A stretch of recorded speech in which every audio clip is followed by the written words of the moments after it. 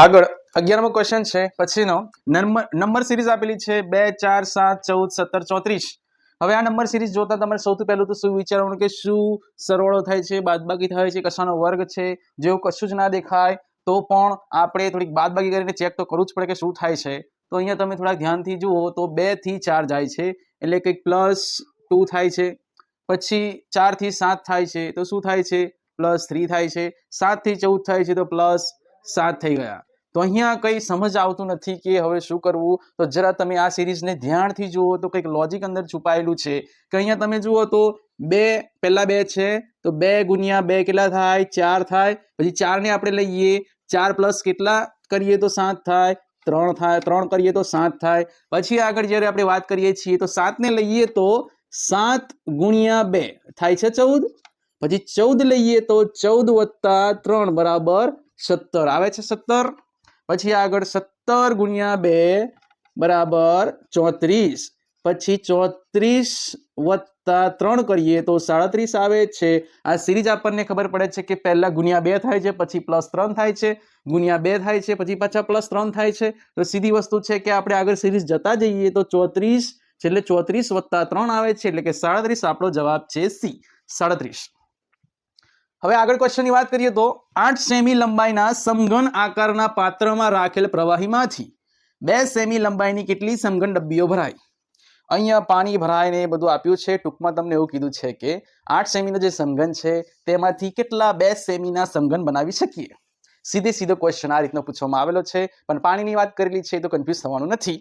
તો અહીંયા આપણે જરા તમે ધ્યાનથી જુઓ તો પહેલા તો આપણે સમઘન દોરી દઈએ, પછી બીજી વાત एक समघन દોરી દીધા બાદ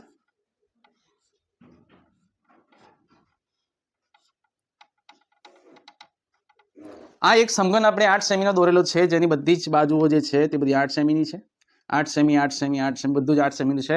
હવે 2 સેમીના કેટલા સમઘન બનશે તો તેની માટે તમારે જરા આ બધું ધ્યાન આપો તો એક કોર્નર પર આપણે વિચારવા જઈએ બરાબર। 2 સેમીનો જ્યારે આપણે સમઘન અહીંયા ગોઠવવા જઈએ છીએ બરાબર, અને આ જે આખી લંબાઈ છે એક લંબાઈ જોઈએ તો 8 છે તો અહીંયા 2 સેમીના કેટલા સમઘન બેસી શકે તો 2 2 2 કરીએ તો 4 સમઘન બેસી શકે।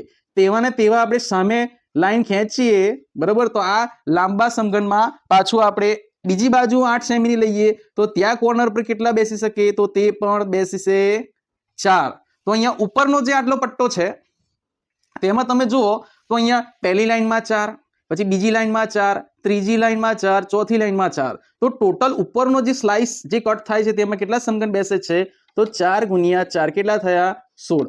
ઉપરની જે લાઈન છે તેવા 16 સમઘન થાય છે અહીંયા। પછી આ જે ઉપરની સ્લાઇસ છે 16 સમઘનની તેવી બીજી કેટલી સ્લાઇસો અહીંયા બને 8 સેમી છે તો 2 2 સેમીની બીજી આપણે આ રીતે 1 2 3 અને 4 બને બરાબર। તો એક સ્લાઇસમાં જો 16 સમઘન હોય તો 4 માં કેટલા હોય 16 4 64, તો 64 જેટલા સમઘન આપણને મળે। તો ટૂંકમાં 64 સમઘન ડબ્બીઓમાં આપણે પાણી ભરી શકીએ।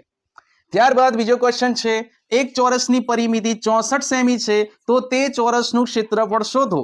તો એક ચોરસ છે, ચોરસની પરિમિતિ એટલે તેની ચારે બાજુઓનો સરવાળો આ x હોય આ x હોય x ધારી લઈએ તો દરેક સરખી જ હોય ચોરસમાં। તો અહીંયા શું કહે છે કે x + x + x + x = 64 આપણને પરિમિતિ આપી છે, દરેક બાજુનું માપ સરખું હોય ચોરસમાં તો આ x + x + x + x = 64 આપણું સમીકરણ બને છે। અને આ 4x નો સરવાળો કેટલો થાય 4x = 64, પછી 4 પેલી બાજુ જાય બરાબરની પેલી બાજુ તો ભાગાકારમાં જાય તો કેટલા આવે 16 4 64, તો x ની કિંમત 16 આવે છે। તો આ દરેક બાજુની વેલ્યુ કેટલી થઈ ગઈ 16 16 ને 16 સેન્ટીમીટર થઈ ગઈ। હવે ચોરસના ક્ષેત્રફળનું સૂત્ર શું છે આપણે એરિયા બરાબર લખીએ તો તેની લંબાઈનો ગુણાકાર, તો બે બાજુનો ગુણાકાર x × x એટલે કે 16 × 16 એટલે કે 16 નો વર્ગ કેટલો થાય 256, અને ચોરસ છે ગુણાકાર થયો છે તો ચોરસ સેમી, ટૂંકમાં લખીએ તો 4 સેમી છે 256। આ રહ્યો જવાબ આપણો સી જવાબ આવી ગયો 256 ચોરસ સેન્ટીમીટર। ત્યારબાદ એક પ્રશ્ન છે કે 6 7 8 અને 9 થી બનતી 4 અંકની મોટામાં મોટી અને નાનામાં નાની સંખ્યા વચ્ચેનો તફાવત કેટલો થાય। 4 આંકડા આપ્યા છે આપણને, આમાંથી આપણે 4 અંકની સંખ્યા બનાવવાની છે। તો ટૂંકમાં મોટામાં મોટી સંખ્યા કઈ બની શકે તો આપણે લઈએ તો એકમનો અંક સૌથી નાનો હોવો જોઈએ। એકમનો અંક કઈ છે આ રહ્યો 6 છે, પછી આગળ જઈએ 7 8 અને 9 બરોબર।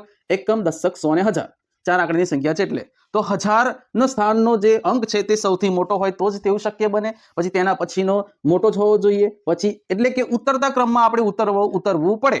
જો આપણે 1000નો અંક જો નાનો લઈ લઈએ તો 6000 કંઈક થાય, 7 લઈ લઈએ તો 7000 કંઈક થાય. તો હવે સીધી વસ્તુ છે કે આપણો પહેલો અંક જે છે અહીંયા 1000મો અંક આવે છે તો તે 9 જ લખવો પડશે, તો જ આપણો મોટી સંખ્યા આપણે બનાવી શકીશું. હવે આગળ જ્યારે આપણે નાનામાં નાની સંખ્યા બનાવવાની છે તો તેનાથી ઉલટું કરી દેવાનું રહેશે. તો અહીંયા નાનામાં નાની સંખ્યા આપણે લખીએ તો અહીંયા એકમનો અંક જે છે તે સૌથી મોટો દર્શાવીશું, એટલે કે ઊંધું દર્શાવી દેવાનું છે 6, 7, 8 અને 9.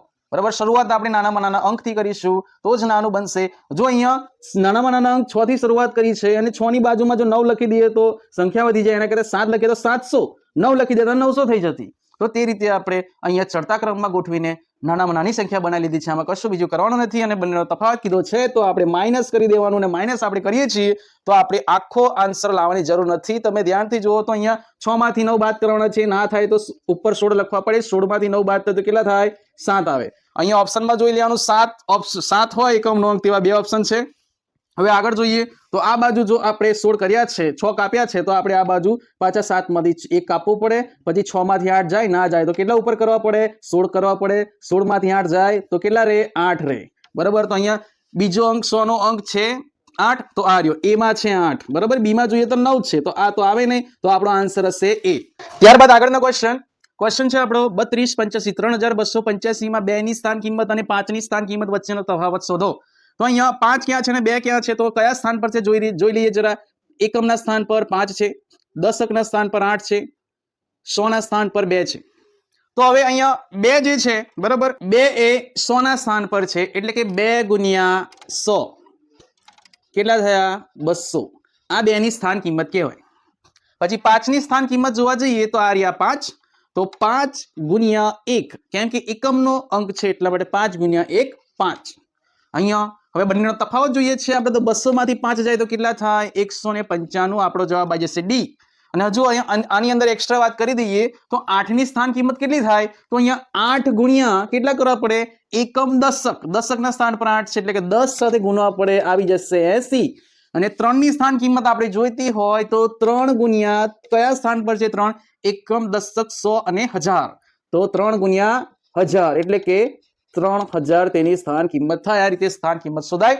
પછી આગળનો ક્વેશ્ચન છે, નીચેના અંગ્રેજી મૂળાક્ષરો પૈકી શેમાં અનન્ય સમમિતિ રેખા મળે? સમમિતિ રેખા એટલે એવી રેખા કે કોઈ પણ આકૃતિ આપણને આપી હોય તેના 2 સરખા ભાગ કરે, અને અનન્ય કહે છે એટલે એક જ. અહીંયા સમમિતિની રેખા એટલે શું? કે 2 સરખા ભાગ કરે. પણ અહીંયા અનન્ય શબ્દ વાપર્યો છે, એટલે એવો કયો અંગ્રેજી મૂળાક્ષર છે કે જેમાં એક જ સમમિતિની રેખા મળે? આપણે એક્ઝામ્પલ અહીંયા લઈએ, આ ઓપ્શનો પર જઈએ. ચલો, પહેલો છે એ, તો એ માં ટ્રાય કરીએ. એચ છે, એચ માં 2 સરખા ભાગ ક્યારે પડે? એક તો આપણે જો ઉપરથી રેખા દોરીએ તો, અને એક બીજી આડી રેખા દોરીએ તો પણ સરખા ભાગ થવાના છે. તો અહીંયા 2 સમમિતિની રેખા થઈ જાય છે, તો આપણો આન્સર આવશે નહીં. પછી આઈ છે, આઈ માં જોઈએ તો આઈ માં પણ આડી અને ઊભી 2 રેખાઓ દોરશું તો સરખા ભાગ પડશે, 2 સમમિતિની રેખા થશે. પછી ઓ છે, ઓ માં તો આપણે ગમે તે બાજુ આપણે દોરી શકીએ છીએ લાઈન, બરાબર, કેન્દ્રમાંથી પસાર થાય તેવી. તો દરેક જગ્યાએ તેના અડધા ભાગ પડશે, એટલે તેમાં ઘણી બધી સમમિતિની રેખાઓ આવશે, અનન્ય રેખા નહીં મળે. પણ જ્યારે તમે સી માં જુઓ, ઓપ્શન ડી, તો સી માં માત્ર ને માત્ર એક આડી સમમિતિની રેખા મળે, 2 સરખા ભાગ કરે તેવી, બીજી એક પણ લાઈન નથી મળતી, રેખા નથી મળતી. તો અહીંયા આપણો આન્સર આવી ગયો છે કે answer number C, answer number D, એટલે કે સી ની અંદર શ્રી અંગ્રેજી મૂળાક્ષર એવો છે કે જેમાં અનન્ય સમમિતિની રેખા મળે છે. આવા ઘણા બધા બીજા પણ મૂળાક્ષરો છે, એ ધ્યાને લેવા. ત્યારબાદ 1 ચોરસ મીટર બરાબર કેટલા ચોરસ સેન્ટીમીટર થાય? મીટરમાંથી સેન્ટીમીટરમાં જવું હોય તો બધાને આવડે, પણ જરા ટ્વિસ્ટ કરી દે, ચોરસ આપી દે તો કન્ફ્યુઝન પેદા થાય છે. તો કઈ રીતે કરું જરા જોઈ લો. 1 ચોરસ મીટર. હવે અહીંયા ચોરસ આપણે મોસ્ટ ઓફ ચોરસ કેમ વાપરીએ છીએ? ક્ષેત્રફળ શોધ્યું હોય ત્યારે ચોરસ સેન્ટીમીટર, ચોરસ મીટર. ચોરસ આપ્યું હોય તો આપણે લખી દેવાનું ચોરસ એટલે ગુણાકાર જ હોય, બરાબર. 1 ગુણ્યા 1 મીટર. પછી કેટલા સેન્ટીમીટર? તો 1 મીટર બરાબર કેટલા સેન્ટીમીટર? આપણને ખબર છે કે 1 મીટર બરાબર 100 સેન્ટીમીટર. તો 1 ની જગ્યા પર 100 લખો, ગુણ્યા 1 ની જગ્યા પર 100 લખો, તો અહીંયા મીટરના શું થઈ ગયા? સેન્ટીમીટર. પછી 100 ગુણ્યા 100 1 લખો, અને આ 4 મીંડા પાછળ મૂકી દો, 1 2 3 અને 4, 10,000 થયા. હવે 10,000 શું થઈ ગયું આપણું? એ ચોરસ સેન્ટીમીટર, સેમી લખી દઈએ તો પણ ચાલે. આપણો આન્સર હવે આવશે સી જવાબ, 10,000 જવાબ આપણો છે. આગળ પ્રશ્નની વાત કરીએ તો એક ખૂણાનું માપ અને તેના કોટિકોણના માપનો ગુણોત્તર 3:2 છે, તો તે ખૂણાનું માપ કેટલું? અહીંયા શું છે, કોટિકોણ કીધા છે એટલે કોટિકોણના બે ખૂણાનો સરવાળો કેટલો હોય? 90 હોય, અને બંને 90 થી નાના હોય. સીધી વસ્તુ છે કે બંનેનો સરવાળો 90 હોય તો. હવે ગુણોત્તર આપ્યો છે. પહેલા શું છે, એક ખૂણો છે, ધારો કે આપણે એક ખૂણો x ધારીએ, પછી x ની નીચે કોટિકોણ, તેનો કોટિકોણ, બરાબર, તો આપણે x1 લઈ લઈએ, બરાબર. અહીંયા ગુણોત્તર કેટલો છે? 3:2, એટલે કે 3/2 આ ગુણોત્તર થઈ ગયો. એક ખૂણો અને તેનો કોટિકોણ 3:2 છે, બરાબર. હવે તેની મેઇન જે કિંમત છે તેની વાત કરીએ તો શું હોઈ શકે? તો અહીંયા ગુણ્યા કંઈક હશે સરખી સંખ્યા બંને જોડે, તો જ તે ઉડી હશે અને તેનો ગુણોત્તર નીકળ્યો હશે 3:2. તો અહીંયા આપણે શું કીધું છે કે તો તે ખૂણાનું માપ શોધો, એટલે કે આ પહેલો જે ખૂણો હતો ને તેનું માપ શોધવાનું છે. તો આપણને કઈ રીતે મળે? તો અહીંયા આપણે ધારી લઈએ કે ધારો કે એ સંખ્યા x હતી, બરાબર, જે ઉડી ગઈ છે. જે ખૂણો આપણે પહેલો હતો એ ખૂણો તે 3x છે અને તેનો કોટિકોણ છે તે 2x છે. આપણે ધારી લીધું. તો અહીંયા આપણે લખીએ ધારો કે 3x + 2x બરાબર કેટલા થાય? 90 થાય. કેમ? આ બંને કોટિકોણ છે, એકબીજાના કોટિકોણ છે. તો 3x + 2x કેટલા થાય? 5x, અને 5x બરાબર 90 થાય. અને x બરાબર શું થાય હવે? તો x બરાબર થશે 90/5. x બરાબર 90/5. અને જો આપણે 5 વડે આપણે આનો છેદ ઉડાવીએ તો આપણને જવાબ મળે છે 18. હવે આગળ આપણને x બરાબર 18 મળ્યો. એનો મતલબ શું થયો કે અહીંયા જે આપણે ધાર્યું છે 3x, એટલે કે આ x ની કિંમત મળી, તો 3x એટલે કે 3x બરાબર 3 × 18, તો 18 × 3 = 54. તો આપણો જવાબ શું આવી ગયો? 54. અને અહીંયા 3x 2x કેમ ના લીધા? કેમ કે અહીંયા આ ખૂણાનું માપ શોધવા કીધું છે, તેના કોટિકોણનું માપ નહીં.